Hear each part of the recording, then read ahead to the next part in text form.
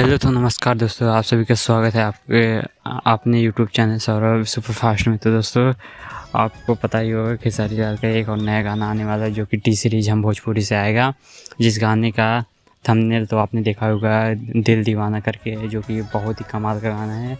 जो कि माना जा रहा है कि जो 1999 अजय देवगन का गाना आया था दिल दीवाना, उसी के आधार पर बनाया गया है। बट ऐसा भी कुछ साबित नहीं हुआ, लेकिन हाँ, उसकी जब आप धुन सुनेंगे, उसके ट्रेलर देखेंगे तो आप सभी को पता लगेगा हाँ कि उसी गाने पे है। और इस गाने को लिखे हैं पवन पांडे। आप लोगों को पता ही होगा पवन पांडे किस लेवल के गाने लिखते हैं। उनका भी जल्द ही में एक गाना लिखे थे बर्फ़, जो कि काफ़ी सुपर डुपर हिट हुआ था। और एक गाना फिर से टी सीरीज हम भोजपुरी पे आने वाला है, दिल दीवाना।